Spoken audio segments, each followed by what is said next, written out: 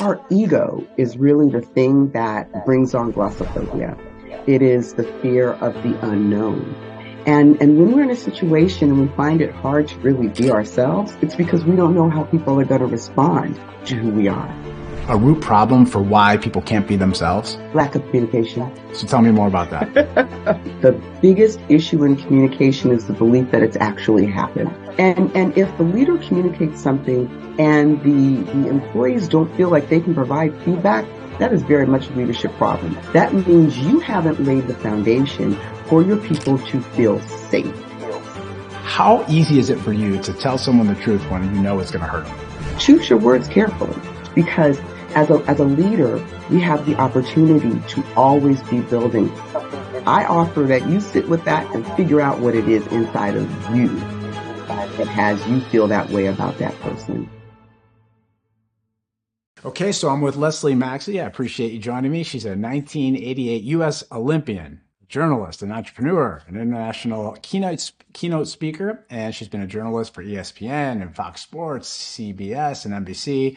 She has a consulting company called the Maxie Media Group, and one of my favorite little tidbits about you was you held the track and field record for over 32 years. I was reading a little bit about you before the interview, and I got an opportunity to get a lot of information from you on our first interview with Authority Magazine. And so I'm really excited to follow up, get a little bit deeper into some of the details. And you had just a very impressive interview. And so I'm really excited to talk to you. So thanks for joining me. Thanks so much for having me. Absolutely. So why don't you kick us off and just first start by just sharing with people listening, just a little bit about your athletic background, a little bit about just high level, who you are, and then we'll kind of just kick right into it. Sure, absolutely. Well, I started running when I was 6 years old.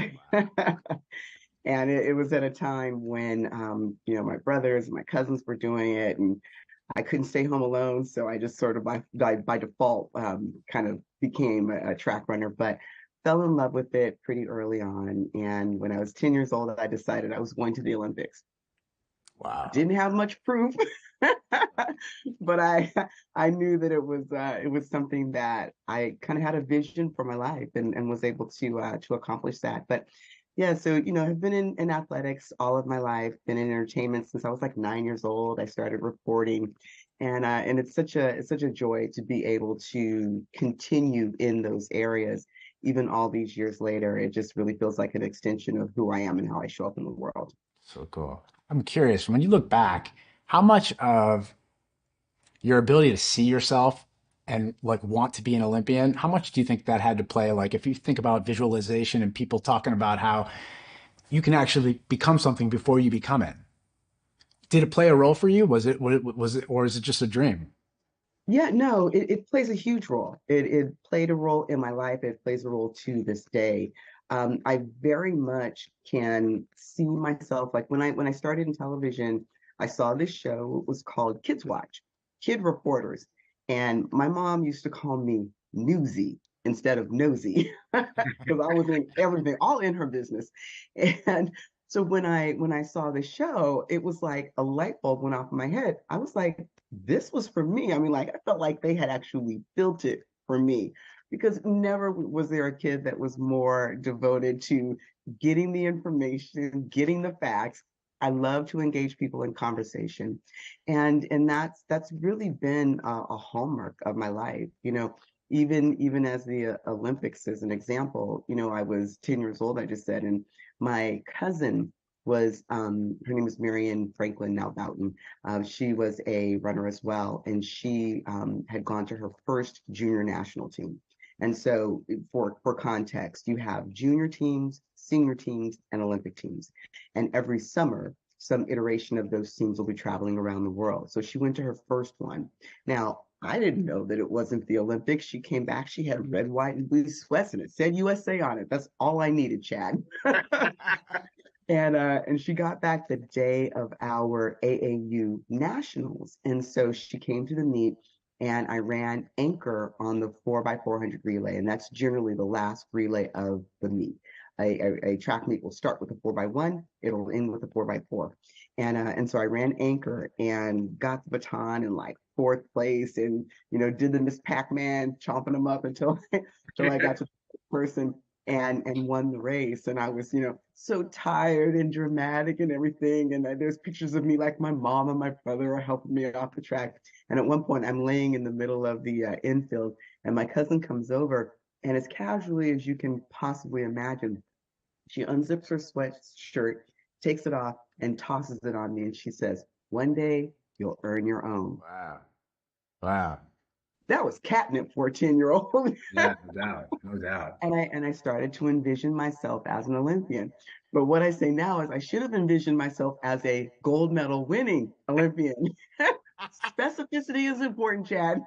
Make sure the audience knows that part too. Right. You got to be careful what you ask for, right? Got to be careful what you ask for. You might just get it for sure. That's so great. That's so great. Did your coaches ever like push that visualization and like, did you? Yeah, yeah. I thought you were going to say, did they ever push me going to the Olympics? They didn't, but very much visualization, especially so what Mr. Parker used to do was he would have us, if we were traveling to a meet or whatever, we would go to the stadium the day before and I'd walk the track and he'd say, visualize yourself on each one of the hurdles, visualize how you're taking the hurdle, that you're attacking the hurdle and, running away. And for all 10 hurdles, and I would walk the entire 400 meters in my mind, going through all of my execution patterns. Wow. And then what that did was, so when I would go to bed that night, he'd say, I want you to fall asleep visualizing yourself having a flawless race. And then when we got done, he'd say, now I want you to take some time and visualize yourself having that flawless race. And, very rarely do you have a flawless race. I don't think I ever had a flawless race, but you can visualize the things that you didn't do as well as you could and correct them. And that was a big part of it because of the way our subconscious learns. It takes it takes 6 times to do something correctly when you've done it incorrectly. But that doing it doesn't have to happen in physical activity. It can happen between our right ear and our left ear. That's the important thing. It's And amazing. that Yeah. can be in any part of your life. So it has served me to this day. How do you apply it to business? How do you apply it in the world of entrepreneurship? And I mean, you're into so many things, and I could see, when it comes to public speaking for sure, because, they say it's one of the biggest fears that people have, but it's still, once you get your reps in, you start to get more comfortable with it. But do you apply it or is it just comfortable for you just to get up on stage and speak? I absolutely apply it. I absolutely apply it. I teach it. The program that I created, the curriculum is called The Speaker in You, because I believe that the speaker that any of us envisions we can be already resides inside of us. And it's my job to help bring that out. It's mindset, method, and monetization. What's the mindset that you need to be able to overcome glossophobia, which is what you're talking about? 85% of the world abhors speaking. And so, what do we all have in common? Our brain, between the right ear and the left ear. And so, the mindset that you need to be able to take the stage confidently. And then the method part. What are the skills that you need to be able to employ to be able to be competent on the stage? And then the monetization side is, what is your return on investment? And so, what I teach my students has very much been taken from my 30 plus years. I think I've been speaking since for 40 years. Because the first time I spoke on stage in front of 15,000 people, I was 15 years old. Yeah. And so using all of that information to teach my students so that they can do the same thing, so that they can bring the speaker that's within them out on stage. And it very much is a mindset for pursuit. And so I utilize mindset as I'm teaching, and I utilize it for myself. Before I go on stage, if I can at all have it be possible, I'll have them send me a picture of the room where I'll be speaking, as close to what the setup will be, so I can start to visualize myself. Because even if you're not, even if you're not nervous about being on stage, it's always helpful if you've had a run through. And sometimes you don't get a chance to have a run through. So anything that I can do in my mind goes a long way with helping me to be able to hit the stage with that level of comfort. So I'm instantly connecting with the audience. That's really what it's about. Being able to share my story in a framework with a call to action that will help them to use it in their own lives. If I'm just up there talking, then it might be inspirational or motivational, but I promise you, 2 weeks from now, you're gonna say, "What you talk about?" And you'll be like, I just remember it kind of made me feel good." But I really want to give you something that you can use in your own life. That's what it's about. It's amazing. I saw a study done where they hooked up athletes to some machines where they had them visualize doing what you're talking about, like seeing themselves go around the track. And then they connected people who were actually physically active, and the brain was doing the same exact thing. And I recently saw Kobe Bryant video that talked about how he used to visualize before he'd go to bed, and he would see himself in a perfect game. And he said, why would I not make it so perfect? Because why not? Why wouldn't you? And he said, and so then by the time I got out to the game, I was able to just do what I've already done thousands of times. And I thought that was really powerful. I mean, I teach my kids this. And to hear you talking about it, I could see how you can apply it to on stage. You said something, Leslie. You said you want to pull out people's best. You want to pull out what's in them. And so my next question for you is, I've always said it's one of the hardest things in the world is for people to be themselves. But why do you think it is? Why is it so hard for people? Why do you have to work so hard and even be paid for it and coach people on how to get what's already in them, who they are? What is it? And where at the root? What is the problem? Because it's rapid. It's a lot of people have that problem, right? It very much is. Yeah, well, understanding that it's our ego is really the thing that brings on glossophobia. It is the fear of the unknown. And when we're in a situation and we find it hard to really be ourselves, it's because we don't know how people are going to respond to who we are. So fear. That's what it is. And so the more time we spend really in relationship to ourselves, reflecting on things in our lives from a place of compassion, not of derision, not of being critical, but really compassionate, honest critique, then that gives us the opportunity to improve, but improve in a way that we're actually leveling up. Because the thing about it, Chad, is that our subconscious doesn't hear nuance. So if you say, "Oh my God, I am so fat," all your subconscious hears is, "Oh my God, I'm so fat." It doesn't hear that you're being jokey about it. It only hears, "I'm so fat." And if we're talking to ourselves in ways that lack compassion, that don't honor who we are, that we are God's creatures, then it's really difficult for us to feel good about who we are and to feel comfortable as we're connecting with people, thinking, "Oh my God, they're gonna see me." And if I'm not being compassionate with myself, what are they actually seeing? Shoot, I'd feel nervous about being myself too, right? Right. So what happens when people do build that confidence? They're still going to be critiqued. They're still going to be given feedback that it's going to hurt, and that the real fear is the gut punch of either instant feedback or worse, with public speaking, you don't know. You lost people and you don't even know because they've checked out and you don't get the immediate feedback from them, right? So there's kind of two things here. One is going to be the confidence of building yourself so that you can be strong enough to be confident. But the other thing is to overcome the fear, right? How do people do that? Well, there's a couple of things. So you mentioned a few different things. Feedback. Feedback is just information. It's not right. It's not wrong. It's just information.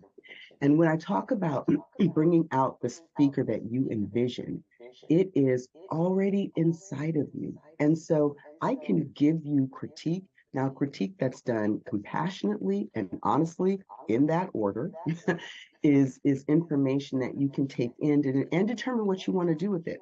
Because feedback is only information, you can say, "I like that about myself. I like my Bronx accent, or I like this, or I like that. I really don't want to change that. That's my secret sauce. That's the thing that makes me special." Okay. And so it's having that kind of the yin and the yang, being able to look at a situation and determine for yourself what works. I'm going to offer to you two hats, my coach hat and my audience hat. If I'm saying, like, "Hey, this is what I'm seeing," you as the client, as the student, get to make the decision about what you want to do with it because it's just feedback. And when you look at it in that way, and so the other thing that you said was about being scared on stage, understanding this, what happens in our body physiologically when we say, "Oh my God, I'm scared. Oh my God, I'm nervous," or "Oh my God, I'm so excited." All the same things, the same firings that happen in your body for those three statements. the experience that we have of it is different. The experience that I have of being excited is, hell yeah, I'm about to do this. The experience that I have of being scared is, oh shit, what's going to happen?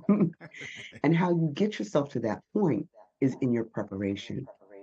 If you have gone through the entire soup to nuts preparation, I say it takes 90 days to actually create and execute and critique a keynote soup to nuts because you have the actual ideation, you have the research, you have the choreography, workshopping, internalization, which is different than memorization, all of these things before you actually hit the stage.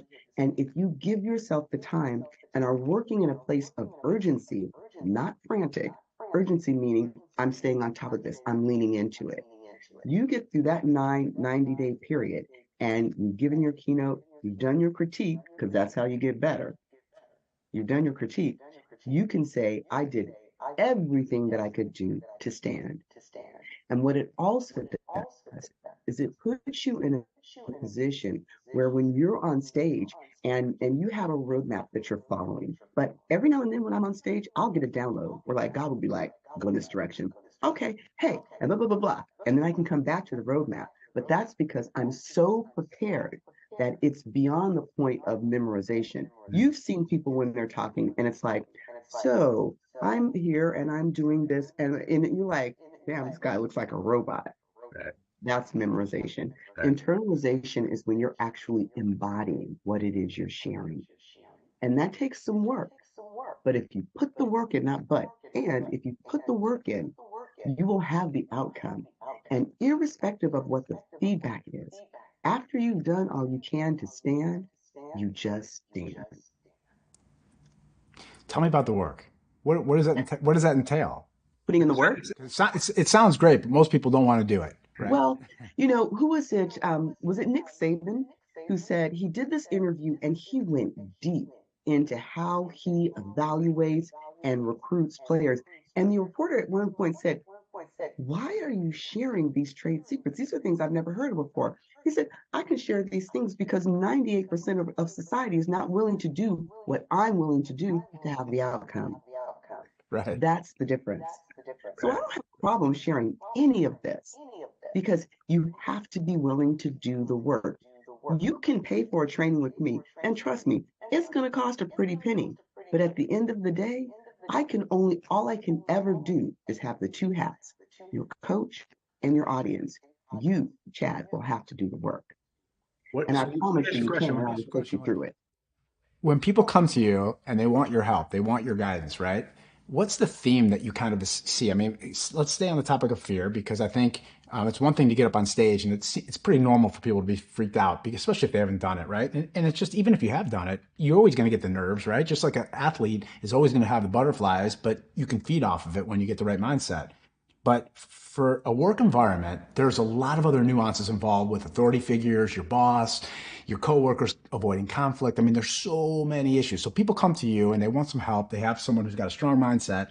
They want to do the work. But is there anything that you see as a common theme, a thread that runs through the workplace, where whether it be entrepreneurs or just leaders in general, that you see as like a root problem for why people can't be themselves? Lack of communication. So tell me more about that. I think was it Thoreau that said the biggest issue in communication is the belief that it's actually happened. We think a lot of times, so I'll use myself as an example. I have a very active internal life. I can be thinking about things and doing something, but my mind is completely someplace else. And I'm building universes. There are times when, like, if I'm trying to solve a problem, or like I want to hook or I want to transition in a keynote and I haven't been able to get it, I promise you, I will dream that solution.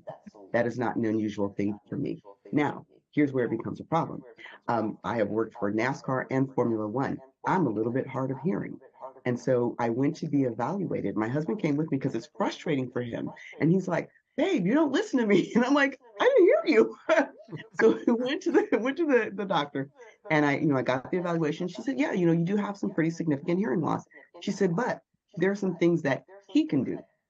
She said, so Philip, when you want to get Leslie's attention, actually call her name first. Leslie, give her the opportunity to respond to you, then start saying what you're saying. She said, because if you say something to her and she's in her head, she's not in conversation with you, so she's in her head, she's cooking whatever, and you say something and she misses the first part and asks you to repeat it, and then you get frustrated because you think she's not listening to you because you're not important to her. That's not true at all. You have a job to do here as well. So that's a physical issue. But when it comes to actual communication, a lot of times what people say is about them, their experience, their background, their belief system. Okay. Very rarely is it about us. Now, we can project. That's the word I'm looking for. We can project something onto somebody, but it's very much about us. Understanding that people treat us the way that they do because of their background helps to take out a lot of the blame. Wow, he's mean, or he's this, that cliche that says hurt people, as trite as it sounds, it's so true. You are When you are feeling good and you are in a great place, you just want high fives and handshakes from everybody, right? Mhm. And when you're in a pissy mood, you generally are going to treat people from the place that you're feeling. Sure. That's a communication issue.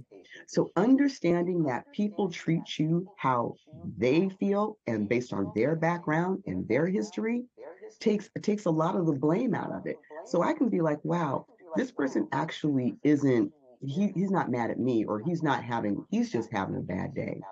And then it helps me to respond with compassion because I get to control the energy based on how I respond to it. So if you say something to me shitty and I say, I'm really sorry that you feel that way. Okay, let's talk about it. Like, how did you get there? Let's really talk about it. It's difficult for you to continue to be that guy Right. when I'm coming at you completely calm, in a way, in a posture of resolution. Let's figure out how we can get to a resolution here. It's how you can control the energy Right. based on what you bring. It's interesting because hearing you say that, one of the problems that I've seen in entrepreneurship and for leaders is that when they send their message to their company, to their employees, the employees are too scared to even tell them the feedback. So they walk away thinking whatever they heard because we hear what we want to hear wherever we are. And if you're talking to more than one person, you can pretty much be sure that some people are going to hear one thing and other people are going to hear another. So I mean, what kind of disciplines advice should leaders have when they're communicating their message and they have to do it 10,000 times because they have to? That's the gig part of the leadership gig is you got to keep repeating yourself. But there's always miscommunication at the root of a lot of conflict, right? So how would you guide a CEO or an entrepreneur who says I'm always being misunderstood? Like they need help with communication. Like what are just any kind of disciplines that you have as a I mean you really have mastered the ability to articulate and communicate to people your message. So is that a natural thing for you? Uh, I think I learned it. Some of it is sort of natural, and then I learned it from my mom and my dad, how they communicate with us, and family members. But there's a phrase that my grandmother used to use, and it's biblical. As the head goes, so goes the body. And so if your company, if your project is in chaos, and you are the leader of that, guess what? Wherever you go, there you are. Right. So Right, for it sure. really starts with the leader. And if the leader communicates something and the employees don't feel like they can provide feedback, that is very much a leadership problem. That Right. is not an employee problem. That means you haven't laid the foundation for your people to feel safe. People having psychological safety in their work experience is it's critical. It is the difference between a company that will thrive and a company that will limp along just surviving. And so I agree with. I mean, I was an entrepreneur. I sold my company for 25 years with a lot of employees. So I hear you. And I would also say on top of that is that it's normal to be afraid. And when someone's in an authority position, even more so, like because you may be taken the wrong way, they may not, and to have at the heart of it trust, because if you don't have trust, no one's going to say a word to you, right? I mean, because they think you're going to kill them, that you can take their paycheck away, you can fire them. So I'm curious to know, like, when you've seen the best communicators in the world of business be able to have the ability to connect with their people so they can give them that feedback. How what are they masters at? What are they so good at that they've been able to create a relationship where someone can feel that comfortable to hit them with something that's going to hurt? Right? Because it's rare. It is very rare to see it. Yeah. I think they're masters at self-reflection. If you can really reflect on yourself, the times when you have hit it out the park and the times when you dribbled to first base and fell onto that base, if you can be really clear about that and understand what it's rooted in, then it gives you the ability to create space where you can share those things with your employees, let's say with your audience, with your employees, and with your audience too. Because when we show up vulnerably, and that people sometimes make a mistake comparing vulnerability with weakness. Not the same. Vulnerability is honesty.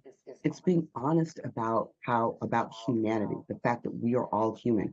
I am going to screw the pooch sometimes, and it's my responsibility and really my privilege to own it. Because when I can own it and share it in that way, it creates space for everyone around me to go into those places and spaces where they don't normally want to traffic. Because we all have those dark corners in our lives. And I'm not saying that you just, share stuff willy-nilly, but being very intentional.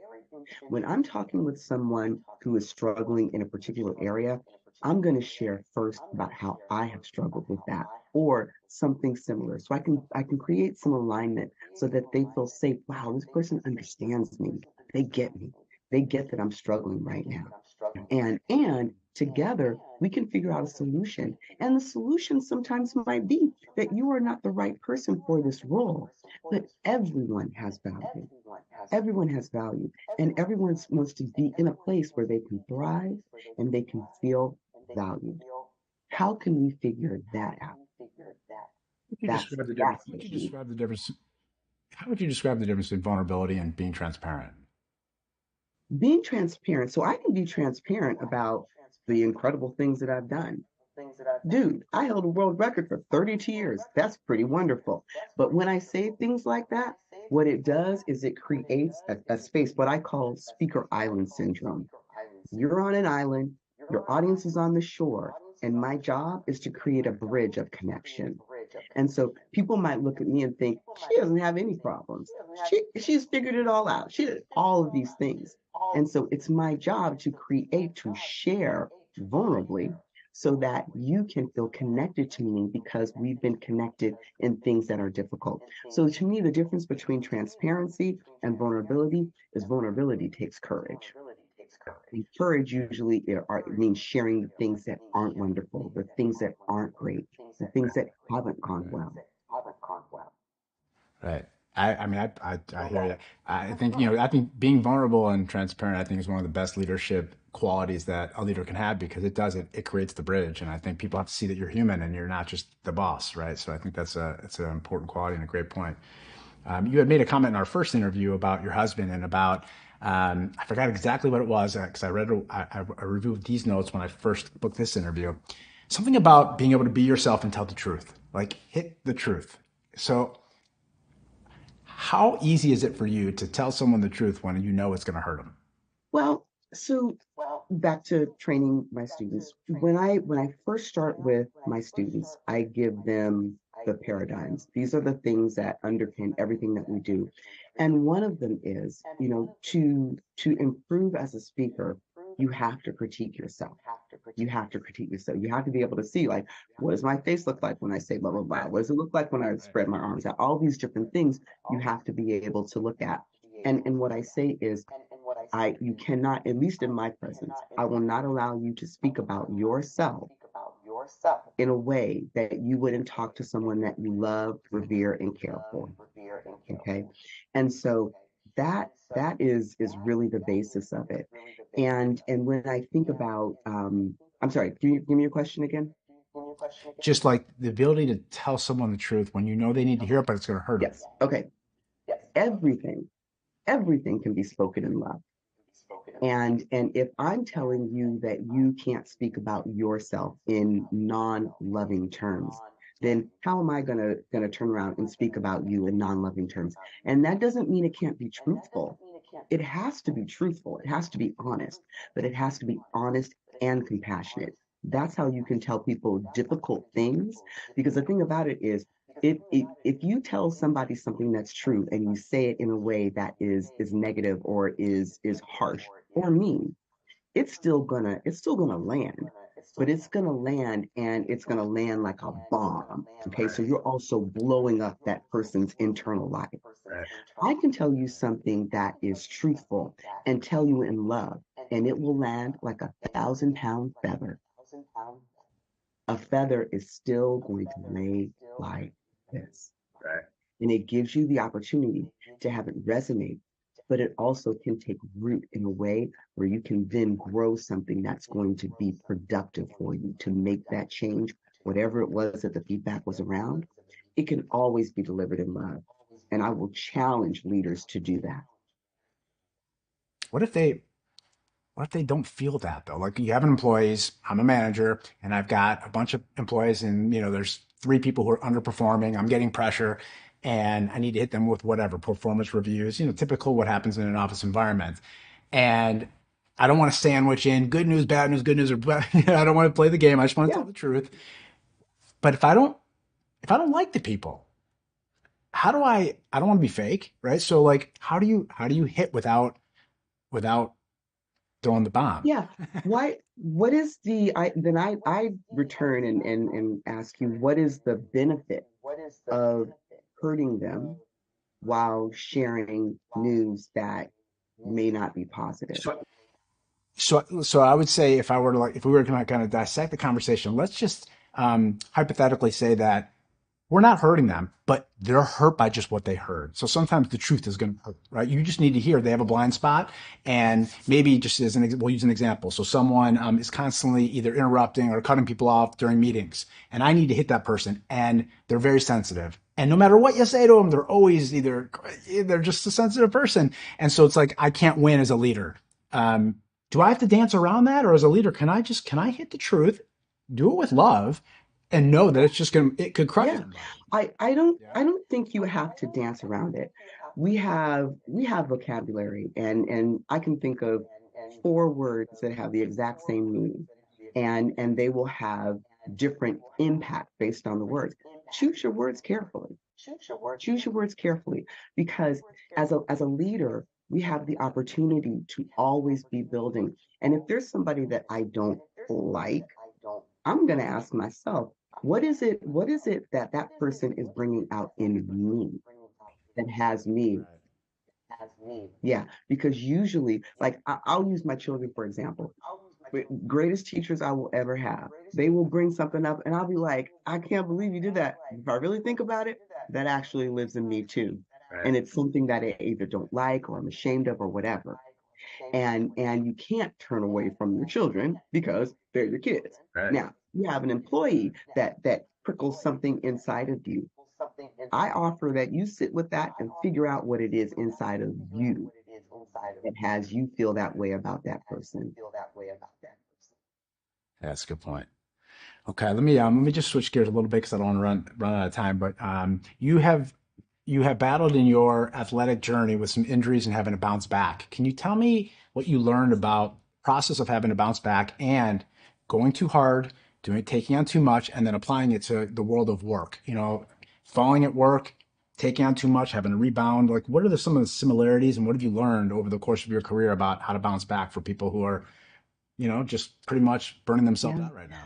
Well, I think that that injury or work fatigue is going to happen in our lives at some point. As an athlete, I don't think I know of an athlete that's never been injured. Maybe somebody that's never had surgery, but everybody's been injured. And the same occurs in our work life. We have to stay on top of ourselves. We have to give ourselves rest. We have to give ourselves proper time to warm up. All of these things help you as an athlete to stay healthier, to stave off injury. It's when we are doing things that, hey, we're going to try and, do this little high jump and we're not really warmed up. And wow, all of a sudden we hurt our knee. It's because our body wasn't ready for that. Same thing goes in our work life. We need to have our give ourselves some ramp up time every day and on a quarterly and yearly basis. We need to give ourselves some time to reflect at the end of the day, at the end of the quarter, at the end of the year. We need to give ourselves some time to rest. My coach usually, generally said, you need to, at some point in the year, get out of shape.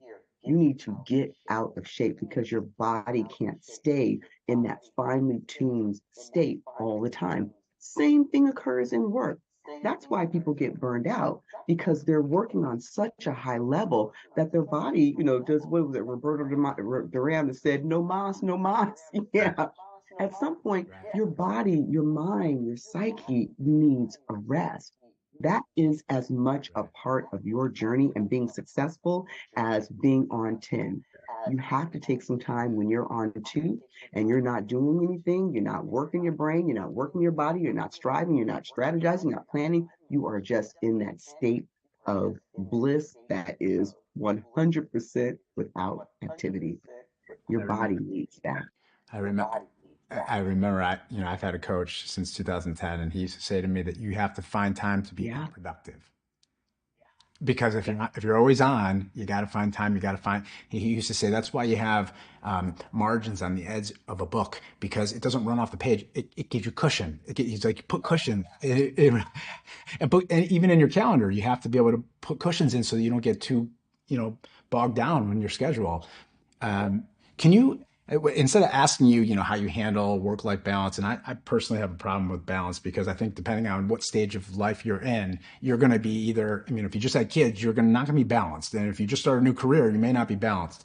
But can you walk us through like a typical day of someone in your shoes and you have a lot going on in your career, you've done a lot, but in regards to just kind of seeing a snapshot of like your day, and some of your disciplines that you have throughout your Yeah. day, what does it look like? Well, for me, I'm 56 years old and going through menopause, and sometimes my sleep is erratic, and that really impacts me. And so, what does the day look like? I try and make sure that any meetings that I have scheduled, if I can have them a little later on in the day, just in case I, have a tough night, and I may in the morning time, I'm going to get up. I'm going to start my day in prayer. That's almost literally the first thing I do before I get out of bed. I'll start thinking about people who I know in my life or in my ecosystem who are struggling in some way. And I will start in prayer with them, for them, to make sure that I have covered them to the extent that I can. Then I'm going to take some time before I go to bed. I will have looked at my schedule already, so I know what the next day is going to look like. And I just start. I try and start kind of slow. You know, I will have my quiet time. I'll have some time for exercise. I will have had that spiritual time. I'll take my own spiritual time, and this generally takes about an hour. So I can work my way through it to make sure that I'm feeling whole from a person, like who I am as a human, before I'm going to be giving of myself to other Right. people. If I'm not full, nobody else is going to be full. And so I want to start my day as close to full as I possibly can. And then I get into my meetings and everything. And, especially when I generally do my student sessions on Mondays. And it's emotional work because you're talking about people's life stories and curating those stories and then creating a framework so that they can use those stories on stage to really inspire their audience and give them a call to action. And so holding space for people in that type of emotional way, the only way that I can do it effectively is if I've taken care of myself first. Okay. So my day starts with taking care of myself so that I can take care of the people that will be on my list. If it's students, if Right. it's an audience because I'm speaking, I need to take care of myself first.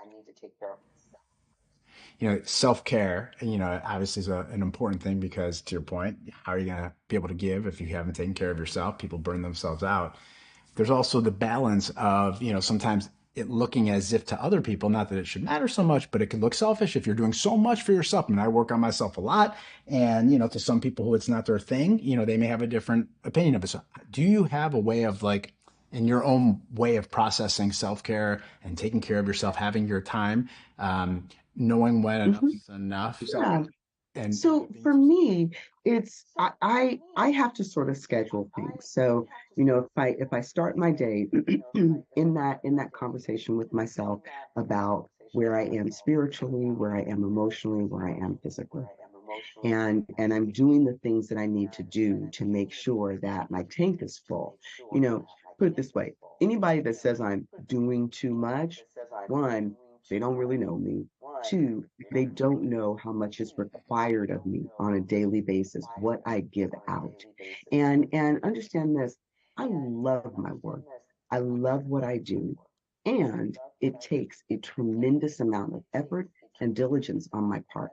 And I don't I don't, pull any punches as far as that's concerned. If I'm on a call with somebody and they're like, hey, can we double up on sessions? No, we can't, because that's going to require too much of me. Now, what I can do is meet you 2 days later, but I can't do back-to-back sessions with the same person because there's just a requirement of what I'm going to have to give to them, and right, it's more than I can give. And so, I have the daily kind of self-care that I do, and I kind of shy away from the word self-care because it is almost become rote. It's almost like a cliche now. right, Oh, girl, you got to do some self-care.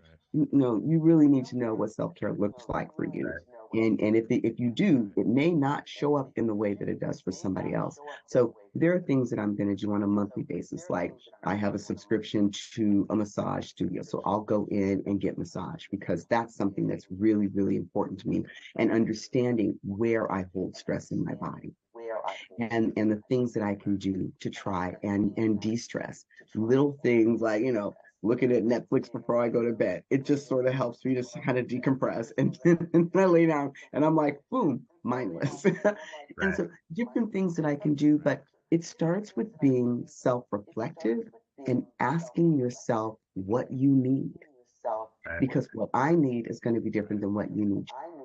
And so I can give all the different things that I do and somebody can hear it, but it may not be what they need. These can be things that you can think about and maybe test out and try, but really get quiet with yourself and figure out what you need, what works for you.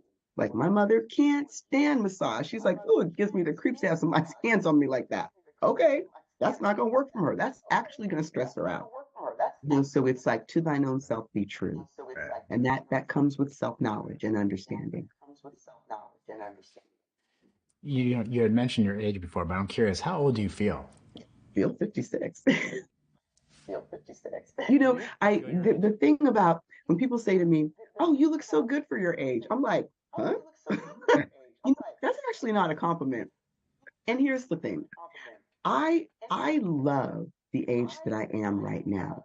The wisdom that I have, and I came here as a kid with a pretty fair amount of wisdom, and I can see how it's developed over the years and how it's evolved. And I'm so grateful for that. I'm grateful for this moment that I'm in right now.